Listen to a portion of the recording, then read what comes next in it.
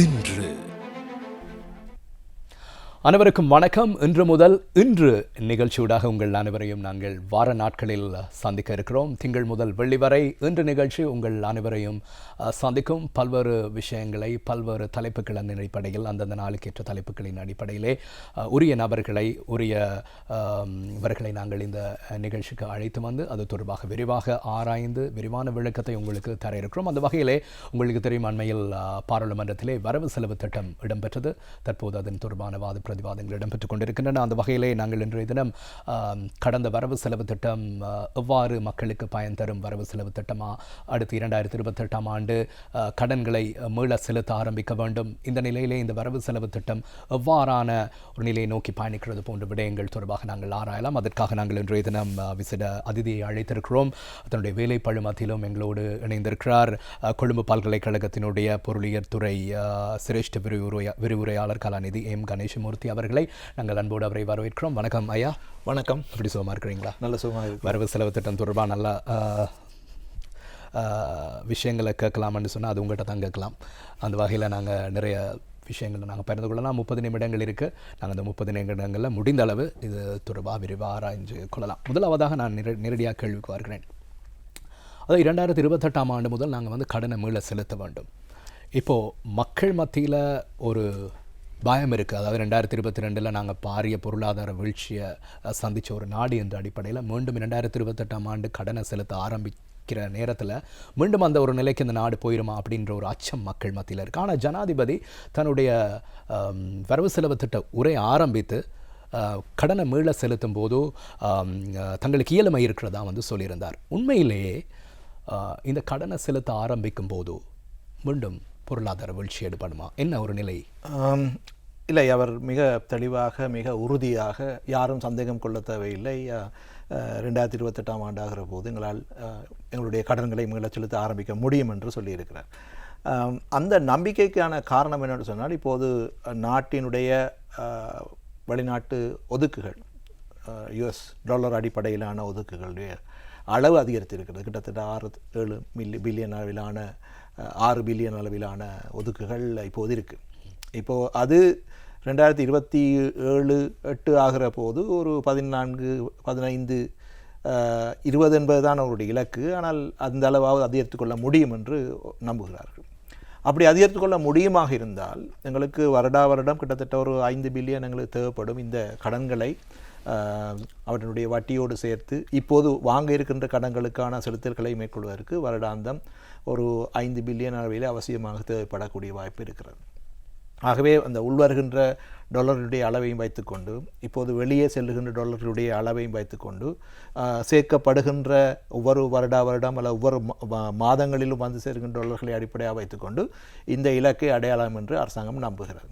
அதாவது இப்போ இருக்கின்ற பூகோள அரசியல் சூழலிலே இப்போது வருகின்ற டாலர் உட்பாய்ச்சல் மற்றும் வெளிப்பாய்ச்சலின் அடிப்படையிலே இந்த இலக்கை அடைந்து கொள்ளலாம் என்ற நம்பிக்கை இருக்கிறது.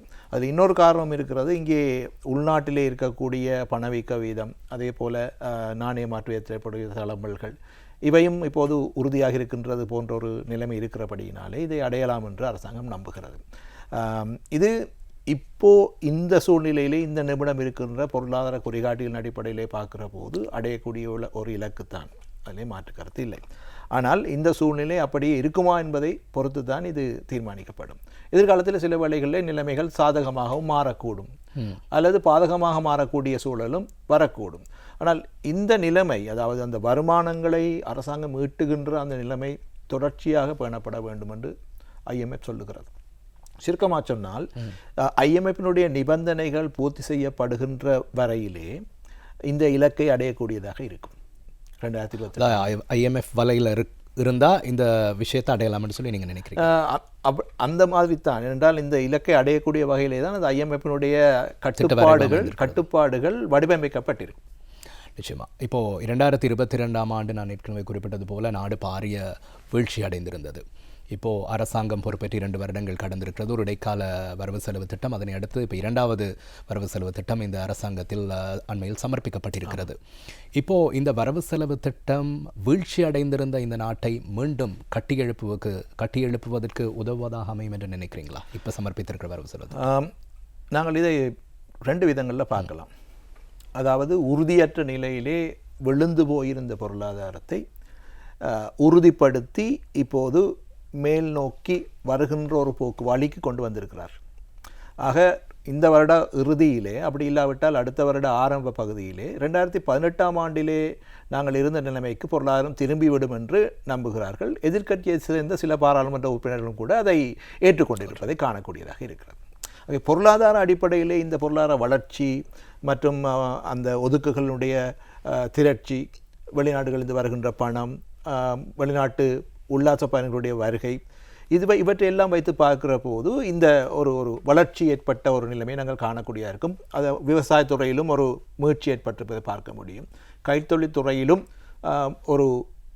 ஒரு நாங்கள் போலியாக சொல்ல வேண்டிய அவசியம் இல்லை, ஒரு கணிசமான வளர்ச்சியை நாங்கள் காணக்கூடியதாக இருக்கிறது. சேவைத்துறையினுடைய வளர்ச்சி இப்போது அதிகரித்து கொண்டு செல்வதை நாங்கள் பார்க்கக்கூடியதாக இருக்கிறது. ஆகவே பொருளாதாரத்தினுடைய வளர்ச்சி என்பது மீள் திரும்பல் ஏற்பட்டிருப்பதாக நாங்கள் எடுத்துக்கொள்ளலாம். ஆனால் அது எல்லாவற்றிலும் பிரகாசமான ஒரு எதிர்காலத்தை காட்டுகிறதா என்று பார்த்தால் இல்லை. அது ஒரு இருண்ட பக்கத்தையும் கொண்டிருப்பதை நாங்கள் காணக்கூடியதாக இருக்கிறது. அதனுடைய இருண்ட பக்கம் என்னவென்று சொன்னால், இந்த பொருளாதார வளர்ச்சி ஏற்பட்டாலும் கூட நாட்டினுடைய வறியவர்களுடைய எண்ணிக்கை அதிகரித்திருக்கிறது, நாட்டினுடைய வருமான ஏற்றத்தாழ்வு அதிகரித்திருக்கிறது, நாட்டிலிருந்து மிக கணிசமானோர் நாட்டை விட்டு வெளியேறி இருக்கிறார்கள். ஆகவே இந்த 3 விஷயங்களை வைத்துக்கொண்டு பார்த்தால் சமூக ரீதியிலே மிகப்பெரிய ஒரு பாதிப்பை நாங்கள் இன்னும் எதிர்நோக்கி கொண்டிருக்கிறோம். இல்லாவிட்டால் அஸ்வஸ்ம போன்ற திட்டங்கள் எங்களுக்கு அவசியப்படாது. அது மட்டும் இல்லாமல் மத்தியதர வகுப்பு இப்போது இந்த உயர் வரி அழுத்தங்கள் காரணமாக மிகவும் இறுக்கமான ஒரு சூழ்நிலைக்குள்ளே இருக்கிறது. ஆகவே அந்த மத்தியதர வகுப்பு இப்போது சில நிவாரணங்களை எதிர்பார்க்கிறது. அது இந்த வரவு செலவு திட்டத்திலே கிடையாது. சுருக்கமாக சொல்ல போனால், பொருளாதார இலக்குகளை IMF என்ன இலக்குகளை வகுத்ததோ அந்த இலக்குகளை நோக்கி நகர்வதற்கான முயற்சியிலே அரசாங்கம் ஈடுபட்டிருக்கிறது. அந்த வகையிலே பொருளாதார வளர்ச்சியும் ஏற்பட்டிருக்கிறது. ஆனால் அதுக்கு கொடுத்த விலை என்பது மிக அதிகம். அதுக்கு கொடுக்கப்பட்ட விலை என்பது மிக அதிகம். அப்படியாக இருந்தால் மாற்று வழி என்ன என்ற ஒரு கேள்வியை கேட்கலாம். மாற்று வழிக்கு இங்கு இடம் இல்லை. ஏனென்றால் ஏலவே IMFனுடைய நிகழ்ச்சி திட்டத்தில் நாங்கள் அரைவாசி அல்லது முக்காவாசி தூரத்தை கடந்து வந்திருக்கிறோம். இனி அதை முடித்து விடுவதுதான் சிறந்ததாக இருக்கும். 2027ஆம் ஆண்டு முடிவடைகிறது. ஆகவே அதற்கான ஏற்பாடுகளை செய்வதுதான் சிறந்தது. என்னை பொறுத்தவரையிலே இப்போது பலர் கேட்கின்ற கேள்வி, இந்த அரசாங்கம் அந்த பழையவர்களுடைய கொள்கைகளைத்தானே முன்கொண்டு செல்கின்ற ஒரு கேள்வியையும் கேட்கிறார். அதை விடுத்து மறுபக்கமாக வேறு கொள்கைகளை அமல்படுத்தி இருப்பார்களாக இருந்தால் முடிந்திருக்கும், அமல்படுத்தக்கூடிய நிலைமை இருந்தது, இல்லை என்று சொல்லவில்லை. ஆனாலும் கூட அவர்கள் ஒரு கடினமான முடிவு எடுத்தார்கள். இல்லை, இதை இப்படியே கொண்டு செல்வதன் மூலமாக ஏற்படக்கூடிய நன்மைகள் இதனை மாற்றுவதன் மூலமாக ஏற்படக்கூடிய நன்மைகளை விட கூடுதலாக இருப்பதாக உணர்ந்து கொண்டார்கள். எனவே அவர்களுடைய அரசியல் சித்தாந்தங்கள் வேறுபட்டதாக இருந்தாலும் கூட இப்போது ஆட்சியாளர்களுடைய அரசியல் சித்தாந்தம் நீண்ட காலமாகவே இந்த நிலைமைக்கு ஏற்புடையதாக இருக்கவில்லை. அதைத்தான் இப்போது எதிர்க்கட்சி குறை சொல்கிறது. ஆனால் நாட்டினுடைய நலனை கருதி இந்த கஷ்டம் பொதுவாக வறியவர்கள் மட்டுமல்ல, மத்தியதர வகுப்பு இதனால் மிக கடுமையாக பாதிக்கப்பட்டிருக்கிறது. அதையும் அனுபவித்துக் கொண்டே இந்த தெரிந்தே இந்த வழிகள் இருக்கும் என்பதை தெரிந்து கொண்டே இந்த கொள்கைகளை தொடர்ந்து நடைமுறைப்படுத்துவதற்கு அரசாங்கம் எடுத்த முடிவை நாங்கள் தவறென்று சொல்ல முடியாது. அதன் காரணமாக ஏற்பட்ட சமூக ரீதியான விளைவுகள் மிக நீண்டகால ஆழமான பாதிப்புகளை ஏற்படுத்தக்கூடியவையாக தான் இருக்கும். இனி பொருளாதாரம் அடுத்த நிலைமைக்கு திரும்புகின்ற போது, பொருளாதார வளர்ச்சி ஏற்படுகின்ற போது இந்த ஏற்பட்ட இந்த எதிர்க்கணிய விளைவுகளை மாற்றக்கூடியதாக இருக்குமா என்று பார்க்க வேண்டும். ஏனென்றால் சமூக ரீதியிலான வறுமை அதிகரிக்கின்ற போது அந்த வறுமையின் காரணமாக ஒரு சந்ததி அப்படியே பாதிக்கப்படும். அதனை மீள கட்டி எழுப்புவது என்பது அவ்வளவு இலகுவான காரியம் அல்ல. அவற்றுக்கான போஷாக்கு திட்டங்கள் தேவைப்படும், கல்வி, சுகாதாரம் போன்ற வகைகளில் தேவைப்படும். இப்போது பட்டினி கிடந்த ஒருவருக்கு நீங்கள் எவ்வளவுதான் உணவு வழங்கினாலும் கூட அவர் அந்த இழந்த ஸ்டெமினாவை திருப்பி பெற முடியாது. ஆகவே இந்த வறுமை நிலை ஏற்பட்டது என்பது மிகப்பெரிய ஒரு விடயம். அந்த வறுமை நிலையை மேலும் அதிகரிக்கக்கூடியது, மேலும் ஆழமாக கொண்டு சென்று தான் இந்த அபிவிருத்தி வளர்ச்சி என்பது பெறப்பட்டிருக்கிறது. ஆகவே நாங்கள் வளர்ச்சியை நோக்கி திரும்பி இருக்கிறோம். ஆனால் அதற்கு செலுத்திய விலை என்பது மிக அதிகம். அடுத்ததான் இந்த பெருந்தோட்ட தொழிலாளர்கள் சம்பள உயர்வு தொடர்பாக அண்மை காலமாக அதிகமாக பேசப்பட்டது. இந்த வரவு செலவு திட்டத்திலும் கூட அது தொடர்பாக கூடிய கவனம் செலுத்தப்படும் என்று தெரிவிக்கப்பட்டது போல அரசாங்கம் கவனம் செலுத்தியிருக்கிறது. நாளாந்து கொடுப்பனவு கொடுக்கப்படும் என்று சொல்லப்பட்டிருக்கிறது. இது தொடர்பாக உங்களுடைய கருத்து என்ன? இது ஒரு ஒரு கொள்கை மாற்றம் என்று நான் கருதுகின்றேன். என்னென்றால் எந்த ஒரு முன்னர் இருந்த அரசாங்கங்களும் கூட இந்த சம்பள அதிகரிப்பு மேற்கொள்ளப்பட வேண்டும் என்பதை ஏற்றுக்கொண்டார்கள். அதிலே எந்த அரசாங்கம் இல்லை கொடுக்கக்கூடாது யாரும் சொல்லவில்லை. ஆனால் அதற்குரிய வழிவகை என்ன என்பதை பற்றி தான் அவர்கள் சரியாக சிந்திக்கவில்லை. இதுவரை காலமும் இருந்தது என்னவென்று சொன்னால் இந்த முதலாளிமார் சம்மேளனம் சங்கங்களோடு பேசி நிறுவனங்களோடு பேசி அவர்கள் மூலமாக இந்த சம்பள அதிகரிப்பை பெற்றுத்தர வேண்டும் என்பதுதான் நிலைப்பாடாக இருந்தது. முதன்முறையாக இந்த அரசாங்கம் தன்னுடைய வரவு செலவு திட்டத்திலே ஒரு குறிப்பிட்ட தொகையை ஒதுக்கி முதலாளிமார் சம்மேளனத்திடம் இருந்தும் ஒரு தொகையை பெற்று அந்த இலக்குப்படுத்தப்பட்ட சம்பளத்தை வழங்குவதற்கு தீர்மானித்திருக்கிறது. ஆனால் அடிப்படை சம்பளத்தில் இது செருகப்படவில்லை என்ற குற்றச்சாட்டுகளும் எழுகின்றன. எவ்வாறோ மக்களுடைய அந்த எதிர்பார்க்கப்பட்டபடி அந்த 1750 ரூபாய் சம்பளம் அவர்களுக்கு வழங்கப்படும் என்ற உறுதிப்பாட்டை இப்போது வழங்கி இருக்கிறார்கள். ஆனால் இந்த அரசாங்கம் வழங்குகின்ற இந்த 200 ரூபாய் என்பது வரவு கொடுப்பனவு என்று சொல்லப்படுகிறது. ஆகவே அந்த 25 நாள் வேலை என்பது தோட்ட நிறுவனங்கள் வழங்குமா என்றொரு நிலையை பொறுத்து தான் இது அவர்களுக்கு கிடைக்குமா என்பதும் தீர்மானிக்கப்படும். ஆகவே இதிலே பல விஷயங்கள் அடங்கி இருக்கின்றன. என்றாலும் கொள்கை அடிப்படையிலே அரசாங்கம் வரவு செலவு திட்டத்திலே அந்த மக்களுக்கு ஒரு நிவாரணத்தை வழங்கி இருப்பது வரவேற்கக்கூடிய விஷயம். ஆனால் இது ஒரு மற்ற நிறுவனங்களுக்கு ஒரு முன்னுதாரணமாக இருந்துவிடக்கூடாது. ஏனென்றால் தோட்டங்கள் தனியார் துறையினால் நிர்வகிக்கப்படுகின்றன. ஆகவே அவை தனியார் துறை தான் அவருக்கு சம்பளம் வழங்குவதற்குரிய முழு பொறுப்பையும் கொண்டிருக்கிறது. இப்போது அரசாங்கம் தலையிட்டு அந்த சம்பளத்தில் ஒரு பகுதியை அது கொடுப்பனவாக இருந்தாலும் கூட வரவு செலவு திட்டத்தின் மூலமாக வழங்கி இருக்கிறது. மற்ற தனியார் நிறுவனங்களும் இந்த கோரிக்கையை விடுத்திடக்கூடாது, இந்த மாதிரியான கோரிக்கையை விடுத்திடக்கூடாது. ஆனால் இந்த மலையகம் என்பது பெருந்தோட்டத்துறை என்பது மிக மிக மிக ஒரு வித்தியாசமான ஒரு ஸ்பெசிஃபிக் துறை. ஆகவே அதனை அடிப்படையாக கொண்டு அந்த மக்களுடைய வாழ்வாதாரங்கள் மிக மிக மோசமான நிலையில் இருக்கிறது என்று அடிப்படையாக கொண்டு இந்த நிவாரணம் வழங்கப்பட்டிருக்கிறது. ஆனால் இது எவ்வளவு காலத்துக்கு நீடிக்கப் போகிறது என்பது அடுத்தது மிகப்பெரிய இவர்களுடைய அதாவது முதுகெலும்பாக இருக்கிறது தோட்ட தொழிலாளர்களுடைய அவர்களுடைய உழைப்பு. ஆமாம், அதனால் அவர் நிச்சயமாக அரசாங்கம் அதில் தலையிட வேண்டும்.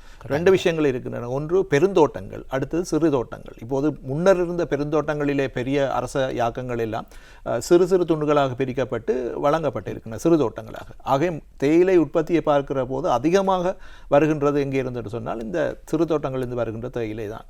ஆக பெருந்தோட்டங்கள் அடுத்த கட்டத்துக்கு நகர்கின்ற போது அந்த பெரிய தோட்டங்களாகவே இருக்குமா என்ற ஒரு கேள்விக்குறியும் இருக்கிறது.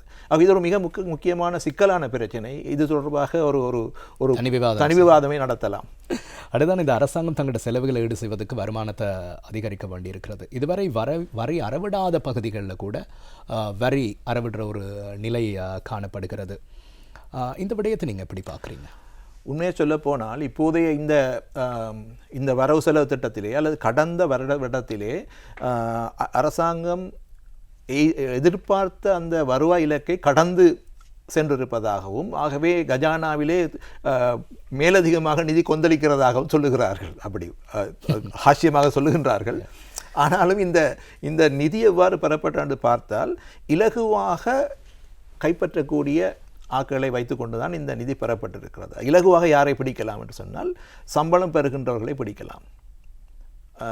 அதாவது ரெஜிஸ்டர் பண்ணப்பட்டு பதிவு செய்யப்பட்டு கணக்கு வழக்குகளை சரியாக பேணுகின்ற நிறுவனங்களிடமிருந்து இலகுவாக அதனை பெறலாம். இந்த ரெண்டும் தான் முக்கியம். அப்போ இதில் இந்த சம்பளம் பெறுகின்ற சம்பள பட்டியல் மூலமாக சம்பளம் பெறக்கூடிய சம்பளங்கள் ஏற்கனவே தெரியும். ஆக அதிலிருந்து கட்டாயம் போகும். அதே மாதிரி இந்த கம்பெனி சட்டத்தின் கீழே பதிவு செய்யப்பட்டு அதன் அடிப்படையிலே கணக்குகளை பேணுவர்களுடைய கணக்குகளும் அங்கே போகும். இந்த ரெண்டும் தவிர சமூகத்திலே மிகப்பெரிய ஒரு முறை சாராத துறை இருக்கிறது. சுயதொழில் வாய்ப்புகளில் ஈடுபடுபவர்கள், அதே போல் சிறிய மற்றும் நடுத்தர நிறுவனங்கள்.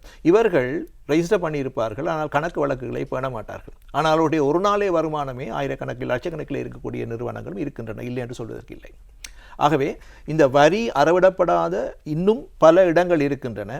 ஆகவே இந்த இடங்களை நோக்கி அந்த வரி பரவலாக்கப்படுமாக இருந்தால் அங்கே மேலே பிடித்து வைத்திருக்கிறவர்களுடைய அந்த வரி வீதங்களை குறைக்கலாம். நிச்சயமாக குறைக்கலாம். என்றால் இப்போது ஒரு சிறிய தாராரை வைத்துக்கொண்டு அவர்களுடைய கழுத்தை பிடித்து கொண்டு தான் இந்த வரி அறவிடப்படுகிறதை ஒழிய அந்த வரி அடித்தளம் விரிவாக்கப்படவில்லை. ஆக அந்த வரி அடித்தளத்தை விரிவாக்குகின்ற போது அந்த மேல் மட்டத்தில் இருக்கின்ற அந்த வரி சுமையை குறைக்கக்கூடியதாக இருக்கும். ஆக இந்த அடிப்படையிலே இந்த எஸ்எம்இ துறை மீது விதிக்கப்பட்டிருக்கின்ற அந்த வேட் வரியினுடைய அந்த வரியினுடைய அந்த அளவை வரிக்கு உட்படக்கூடிய அந்த த்ரெஷோல்டை குறைத்திருக்கிறார்கள். இது எஸ்எம்இ செக்டரில் இருக்கிறவர்கள், சிறிய மற்றும் நடுத்தர தொழிலில் இருப்பவர்கள் அதை விரும்பாமல் இருக்கக்கூடும். ஏனென்றால் நாங்கள் சிறிய வர்த்தகர்கள், வணிகர்கள், உற்பத்தியாளர்கள் எங்கள் மீது இந்த வரியை விதிப்பது நியாயமில்லை என்றவர்கள் சொல்லக்கூடும். அதே போல தான் அரசாங்கம் உற்பத்திகளை வலுப்படுத்துவதற்காக மானியங்களை வழங்குறது தொடர்பில் அதிகமாக கவனம் செலுத்தி இருக்கிறது. உதாரணமாக உரமானியம், பல்வேறு நிவாரணங்களை வழங்குறதுல இந்த முறை வரவு செலவு திட்டத்தில் கவனம் செலுத்தி இருக்கிறது. ஆனால் மறுபக்கத்தில் ஆசிரியர்கள், சுகாதாரத்துறையினர் எல்லாருமே எதிர்பார்த்தாங்க இந்த வரவு செலவு திட்டத்தில் தங்களுக்கு சம்பளம் அதிகரிக்குமான்னு சொல்லி. கடந்த காலங்களில் அதிகமாக அவங்க போராடி இருந்தாங்க வீதிக்கு இறங்கி. இப்போ இரண்டு பக்கம் ஒன்று, நாட்டின் உற்பத்தியை வலுப்படுத்துறதுக்காக அரசாங்கம் முயற்சிக்கிறது, ஒரு பக்கத்தில் அவர்கள் கோரிக்கை விடுக்கிறாங்க சம்பளம் அதிகரிக்கணும்னு சொல்லி. இது ரெண்டு பக்கம். ஆனால் அரசாங்கம் இந்த முறை கவனம் செலுத்தினது இந்த அரசாங்க உற்பத்திகளை வலுப்படுத்துவதற்கான மானியங்களை வழங்குறது, நிவாரணங்களை வழங்குறது தொடர்பாக கவனம் செலுத்தியிருக்கிறாங்க. இதை எப்படி பார்க்குறீங்க? கடந்த வரவு செலவு திட்டத்தில் நீங்கள் பார்த்தீங்கன்னு சொன்னால் சம்பள அதிகரிப்பு கேட்ட அந்த ஒரு குறிப்பிட்ட போராட்டம் அந்த காலப்பகுதியில் மிக உச்சத்தில் இருந்த ஒரு காலப்பகுதி. ஆகவே அரசு துறை ஊழியர்களுக்கான சம்பள அதிகரிப்பை வழங்குவோம் என்று சொல்லி அதை வழங்கியிருந்தார்கள் கடந்த வரவு செலவு திட்டத்தில். அந்த வரவு செலவு திட்டத்திலே சம்பள அதிகரிப்பை வழங்கிய போது அவர்கள் சொன்ன அந்த சம்பள அதிகரிப்பை முழுமையாக வழங்கவில்லை. அந்த இலக்கங்களை நாங்கள் சொல்லாமல் இருந்தாலும் கூட அந்த முழுமையான சம்பள அதிகரிப்பில் 1/3 பகுதி 2025 ஆண்டிலும், அடுத்த 1/3 பகுதி 2026 ஆண்டிலும், 3வது 1/3 பகுதி 2027 ஆண்டிலும் வழங்கப்படும் என்றும், ஆகவே 2027 ஆண்டின் பின்னர் தான் சம்பள அதிகரிப்பு பற்றிய கோரிக்கைகளை பரிசீலிக்க முடியும் என்றும் இடையில் ஏற்பட்ட பேச்சுவார்த்தைகளின் போது நாணய அதிகாரிகளும் ஜனாதிபதியும் சொல்லியிருக்கிறார். ஆகவே அதனை ஏற்றுக்கொண்டு இப்போது அது சம்பந்தமாக பேச முயற்சித்தவர்கள் 2027 ஆண்டு வரையிலே காத்திருக்கிறார்கள். ஆக சம்பள அதிகரிப்பு ஏற்கனவே 2025 ஆண்டிலே வழங்கப்பட்டு உங்களுடைய சம்பள பட்டியலிலே, அரசு ஊழியருடைய சம்பள பட்டியலிலே அந்த முழு அதிகரிப்பு போடப்பட்டிருக்கும். சம்பள பட்டியலில் அது இருக்குது.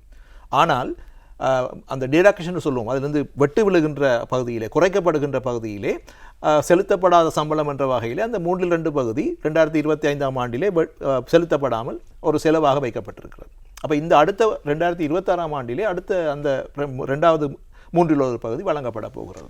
ஆகவே ஒரு வகையில் சொல்ல போனால் இந்த வரவு செலவு திட்டத்திலே சம்பளம் அதிகரிக்கப்படாவிட்டாலும் கூட கடந்த வரவு செலவு திட்டத்திலே அதிகரிக்கப்பட்ட சம்பளத்தினுடைய ஒரு பகுதி 2026 ஆண்டிலிருந்து கிடைக்கும். அதே மாதிரி தான் அதாவது இப்போ அரசாங்கம் ஆட்சிக்கு வந்ததுக்கு பிறகு மக்கள் எதிர்பார்த்தது பொருட்களோட விலைகள் குறைவடையும், பொருட்களோட விலை குறையடும். இப்போ கூட கேட்டுட்ருக்காங்க, நாங்கள் புதிய அரசாங்கத்தை கொண்டு வந்தோம், பொருட்களோட விலையில் குறைவுகள் இல்லை அப்படின்னு சொல்லி கேட்டுக்கொண்டிருக்கிறாங்க. ஏன் இந்த அரசாங்கத்தால் இந்த பொருட்களின் விலைகளை குறைக்க முடியலை? இது ஒரு மிக முக்கியமான கேள்வி. பல இடங்களில் இந்த மாதிரியான ஒரு நிகழ்ச்சிகளுக்கு சென்றாலும் கூட கேட்கப்படுகின்ற முதலாவது கேள்வி இதுதான். 2018 ஆண்டு இருந்த விலைகளை விட 2022 ஆண்டிலே சில பொருட்களுடைய விலைகள் 4 மடங்கு 5 மடங்கு அதிகரித்தன. ஆனால் அந்த நேரம் சொன்னார்கள் 70% பணவீக்கம் அதிகரித்தது என்று சொல்லி, அவ்வளவு அதிகரிச்சிருக்கு, அதனால தான் இந்த மாதிரியான விலை அதிகரிப்புகள் என்று சொன்னோம். ஆனால் இப்போது சொல்லுகிறார்கள் பணவீக்கம் ஒற்றை இலக்கத்திலே இருக்கிறது, 1%, 2%, 3% சொல்லுகின்றார். அப்படியானால் அந்த அதிகரித்த விலைகள் ஏன் குறையவில்லை என்ற கேள்விதான் உங்களுடைய கேள்வி. இந்த பணவீக்கம் என்பது உண்மையிலேயே அந்த விலை குறைப்பை சொல்லவில்லை. பணம் அந்த விலை அதிகரிக்கின்ற அந்த சதவீதத்தை வேகம் குறைந்திருக்கிறது என்று சொல்லுகிறதே ஒழிய, இப்போ ஒரு 1000 ரூபாய்க்கு 2018 இருந்த ஒரு பொருள் 3000 ரூபாயாக விற்கப்படுகிறது என்று வைத்துக்கொள்வோம். அது அந்த 3000 ரூபாயிலிருந்து மேலும் அதிகரிக்காமல் இருக்கிறது என்பதுதான் அதனுடைய அர்த்தம். பணவீக்கம் குறைந்திருக்கிறது என்றதனுடைய அர்த்தமே ஒழிய விலை 1000 ரூபாயா குறையும் என்பது அர்த்தமல்ல. ஆகவே சமூகத்திலே ஒரு பொருளினுடைய விலை அதிகரித்தால் அந்த பொருளினுடைய பழைய விலைக்கு அது திரும்புவது என்பது நடைமுறையிலே சாத்தியமில்லை. அவ்வாறு திரும்புவதை அரசாங்கமும் விரும்பாது. ஆகவேதான் இந்த பணவீக்கத்தினுடைய ஒரு எல்லையை வகுத்திருக்கிறார்கள். வருடாந்தம் பணவீக்கம் பொருட்களுடைய விலைகள் 5% அதிகரித்தால் அது நன்மை தரும் என்று எதிர்பார்க்கின்றார்கள். ஆகவே யாரும் 2018 ஆண்டிலே இருந்த நிலைமையை நோக்கி பொருளாதாரம் மீள திரும்புகிறது என்று சொன்னதற்காக 2018 ஆண்டில் இருந்த விலைகளை நோக்கி பொருட்கள் விலை குறையும் என்று யாரும் தப்பு கணக்கு போடக்கூடாது. அதே மாதிரி தான் இந்த வழக்கமாக ஒரு வரவு செலவு திட்டம் கவர்ச்சிகரமாக இருக்கும்னு சொல்லி சொன்னாங்க. ஆனால் இம்முறை அந்த கவர்ச்சிகரமான ஒரு நிலை இல்லை அப்படின்னு சொல்லி மக்கள் மத்தியில் பேசப்படுது. நீங்கள் அதை எப்படி பார்க்குறீங்க இந்த முறை வரவு செலவு திட்டத்தை? அதை நாங்கள் சொல்லுவோம், ஆங்கிலத்தில் சொல்லுவாங்க பாப்புலிஸ்ட் பட்ஜெட் என்று சொல்வார்கள். அதாவது பிரபலமான வரவு செலவு திட்டங்கள் சொல்லுவார்கள். இந்த பிரபலமான வரவு செலவு திட்டங்களை பேசுகின்ற போது தட்டி ஆரவாரம் செய்வார்கள் எம்பிக்கள், மக்கள் அங்கு வெடி கொளுத்துவார்கள். இவை தான் பொதுவாக பட்ஜெட் என்பதனுடைய முன்னைய ஒரு காலங்களில் இருந்த ஒரு செயற்பாடு. ஆனால் இந்த முறை வரவு செலவு திட்டத்திலே மக்களுக்கு ஆஹா ஓஹோ என்று சொல்லக்கூடிய அளவுக்கு அதிலே எதுவும் கிடையாது. ஆஹா ஓஹோ என்று கொண்டாடும் அளவுக்கு அதிலே எதுவும் கிடையாது. ஆனால் ஆக மோசமாக இருக்கே என்று சொல்கிற அளவுக்கும் கிடையாது. என்னை பொறுத்தவரையிலே இது ஒரு கொண்டாடப்பட வேண்டிய வரவு செலவு திட்டமும் அல்ல, அல்லது தூக்கி வீசப்பட வேண்டிய ஒரு வரவு செலவு திட்டமும் அல்ல. இருக்கிற வளங்களை வைத்துக்கொண்டு இப்போது என்ன செய்ய முடியுமோ அதை IMFனுடைய வழிகாட்டலின் கீழே செய்திருக்கிறார்கள் என்பதுதான் இதில் சொல்லப்பட வேண்டிய விஷயம். ஆகவே மக்களுடைய எதிர்பார்க்க என்று ஒன்று இருந்தது. ஏனென்றால் வரிகளால் பாதிக்கப்பட்டார்கள், வாழ்க்கை செலவினால் பாதிக்கப்பட்டார்கள். ஆகவே மக்கள் இப்போது எதிர்பார்ப்ப நிவாரணம். அந்த நிவாரணங்களை வழங்க வேண்டிய ஒரு கடப்பாடும் அரசாங்கத்துக்கு இருக்கிறது. என்றால் பதவிக்கு வந்தபோது அவர்கள் சொன்னதெல்லாம் வாழ்க்கை செலவை குறைப்போம், ஒரு நியாயமான ஒரு வாழ்க்கையை கொண்டு நடத்தக்கூடியதாக இருக்கலாம், வாகனங்கள் பற்றிய கதையெல்லாம் சொன்னார்கள். ஆனால் இப்போது இதில் எதையுமே செய்ய முடியவில்லை என்ற ஒரு ஆதங்கத்திலே மக்கள் இருக்கிறார்கள். ஆக மக்களுக்கு நிவாரணம் வழங்க வேண்டிய ஒரு தேவையும் இருக்கிறது. எனவே தான் சில திட்டங்கள், இந்த அஸ்வஸ்ம போன்ற திட்டங்கள், அதே போல் கல்விக்கான நிவாரணங்கள் போன்ற நேரடியாக மக்களுடைய வருமானங்களை அதிகரிக்காவிட்டாலும் கூட அவர்களுடைய செலவுகளை கட்டுப்படுத்தக்கூடிய சில திட்டங்களில் முன்வைக்கப்பட்டிருக்கின்றன. சுருக்கமாக சொல்ல போனால் மக்களுக்கு நேரடியாக பணத்தையோ அல்லது விலை குறைப்பின் ஊடாக நிவாரணங்களை வழங்குவதை விட மக்களுடைய வருவாயை அதிகரித்து அதன் மூலமாக அவர்களுடைய வாழ்க்கை தரத்தை அதிகரிப்பது தான் நெடுங்காலத்தில் நிலைத்திருக்கக்கூடிய ஒரு திட்டமாக இருக்க முடியும். ஆகவே அந்த உடனடியாக யார் கூடுதலான விலையை குறைக்கிறார் என்ற அடிப்படையிலே நாங்கள் அரசியல் நடத்தியதை கண்டோம். திரும்பி மீண்டும் பொருளாதார வீழ்ச்சியில் தான் போய் நிற்கணும். நிச்சயமாக. ஏனென்றால் ஒரு அதான் சுனில் ஹந்துனத்தி அவர்கள் சொன்னார், இந்த அஸ்வஸ்ம ப்ரோக்ராம் என்பது ஒரு பிச்சை சம்பளம். ஆகவே அதை நீங்கள் பெறுவதை ஒரு கௌரவம் நினைத்து விடக்கூடாது, அதிலிருந்து வெளிவருவதற்கு பார்க்க வேண்டும் என்று சொன்னார். உண்மையிலேயே அது சொல்லப்பட்ட விதம் ஒரு வழி தருவதாக இருந்தாலும் கூட அந்த சொல்லப்பட்ட கருத்து பிழையல்ல, சிந்திக்கக்கூடியது. ஏனென்றால் தொடர்ச்சியாக அரசாங்கம் வழங்குகின்ற நிவாரணங்களிலே தங்கியிருக்க வேண்டும் என்று நம்புகின்ற ஒரு சமூகம் நிச்சயமாக முன்னேறக்கூடிய நிலைமையில் இருக்காது. அந்த முன்னேற்றத்துக்குரிய வழிவகைகளை, வாய்ப்புகளை அரசாங்கம் செய்து தர வேண்டும். பொதுமக்கள் அதனை பயன்படுத்தி கொள்ள வேண்டும். இல்லாவிட்டால் அந்த விஷயத்திலே முடங்கி விடுவார்கள், நிச்சயமாக வெளிவர மாட்டார். உதாரணமாக ஜனசபி என்ற ஒரு ப்ரோக்ராம் எத்தனையோ காலத்துக்கு முன்னால் ரணசிங்க பிரேமதாஸ் அவர்களால் முன்வைக்கப்பட்டது. அதனுடைய அர்த்தம், ஒரு பக்கம் மக்களுக்கு தேவையான உணவுப் பொருட்களை வாங்கக்கூடிய ஒரு பகுதி, அடுத்தது அவர்களுக்கு ஒரு சேமிப்பு. அந்த சேமிப்பை வைத்து அவர்கள் தனக்கு செய்யக்கூடிய ஏதாவது தொழிலை செய்ய வேண்டும் என்று சொல்லி அது வங்கி கணக்கிலே அவருடைய கணக்கில் இருந்தது. அந்த திட்டம் முடிவடைந்த போது வங்கி கணக்கில் இருந்த பணத்தையும் எடுத்து வாங்கி உண்டு குடித்து மகிழ்ந்து அதோட்டு விட்ட கூட்டம் தான் இப்போது இருக்கின்ற கூட்டம். ஆகவே பொதுமக்கள் மத்தியிலும் ஒரு மாற்றம் ஏற்பட வேண்டும். அரசாங்கம் தருகின்ற நல்ல திட்டங்களை சரியான முறையிலே பயன்படுத்தி அதிலிருந்து பயன்பெறக்கூடிய வகையிலே மக்களுடைய மனங்களிலும் மாற்றங்கள் வர வேண்டும். அதே மாதிரி தான் இந்த தீர்வை வரி, இதில் சில அதிகரிப்புகள் ஏற்படுத்தப்பட்டிருக்கிறது. இதுக்கு முன்னர் 10-20% இருந்தது. அடுத்த வருடம் ஏப்ரல் மாதத்திலிருந்து 10-20-30 3 கட்டங்களாக அதிகரிக்கப்பட்டிருக்கிறது. இதை நீங்கள் எப்படி பார்க்குறீங்க?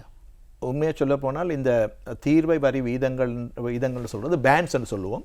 சில எல்லா பொருட்களையும் ஒரே மாதிரியான தீர்வைக்கு உட்படுத்த மாட்டார்கள். அந்த தீர்வை வரி வீதங்கள் இருக்கின்றன. அந்த வரி வீதங்களுக்கு ஏற்ப சில பொருட்களை அந்த பட்டியல் படுத்தியிருப்பார்கள்.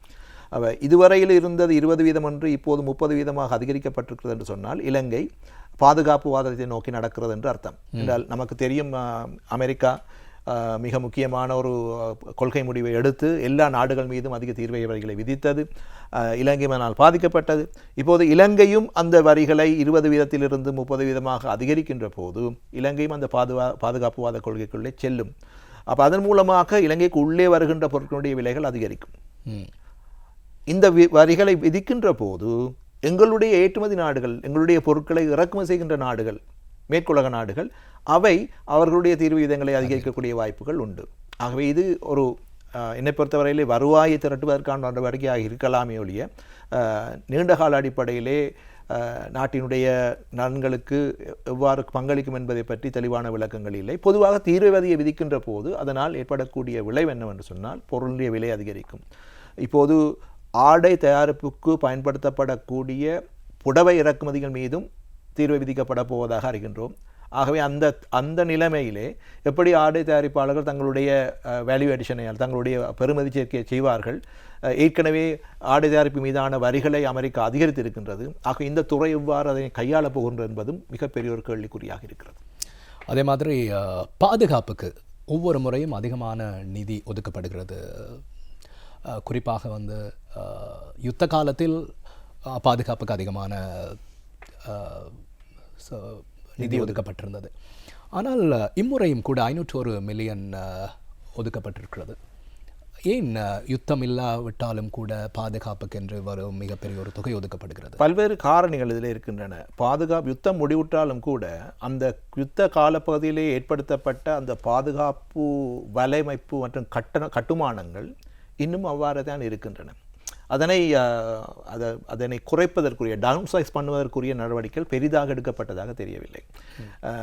காரணம், அந்த காலப்பகுதியிலே யுத்தம் முடியாதென்று கருதி நிறைய பேரை அவர்கள் இணைத்து கொண்டார்கள். கிட்டத்தட்ட 3 லட்சம் பேர் அதிலே எல்லா முழுமையான பாதுகாப்பு படையைச் சேர்ந்தவர்கள் இருந்தார்கள். அதில் குறிப்பாக இந்த நேரடி களத்திலே நின்று சண்டையிட்டவர்கள் என்று பார்த்தால் படையினர். அப்போ அந்த படையினருடைய எண்ணிக்கை மிக கூடுதலாக இருந்தது அந்த காலப்பகுதியில் தேவைப்பட்டதால் அதை செய்ததாக சொல்லுகின்றார்கள். ஆனால் திடீரென யுத்தம் முடிவதற்கு பிறகு அவர்களை வைத்துக்கொண்டு என்ன செய்வதென்ற ஒரு பிரச்சனை ஏற்பட்ட போது அவர்களை வீட்டுக்கு அனுப்பலாமா என்ற ஒரு முடிவை அவர்கள் எடுக்க வேண்டியிருந்தது. ஆனால் அந்த முடிவை எடுக்க வேண்டாம் என்று சிலர் தரப்பு சொன்னபடியால் அவர்களை வைத்துக்கொள்ள வேண்டிய சூழ்நிலை ஏற்பட்டது.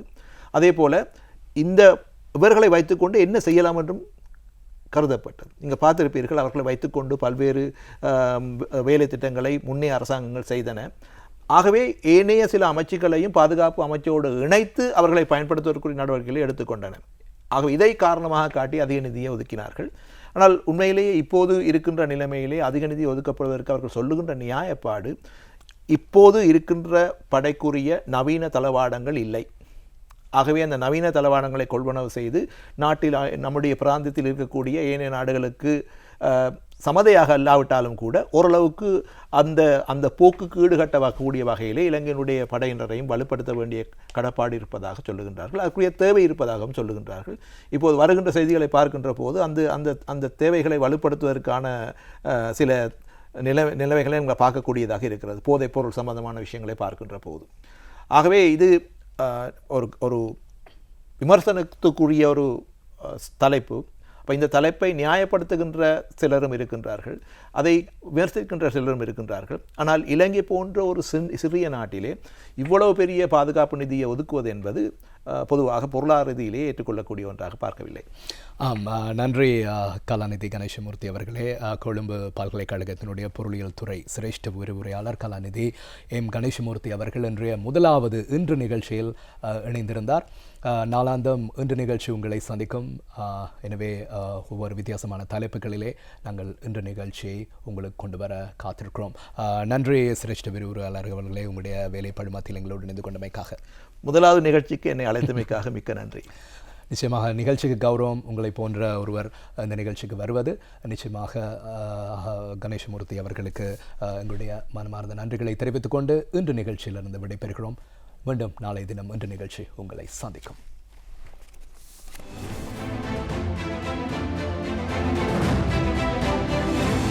இன்று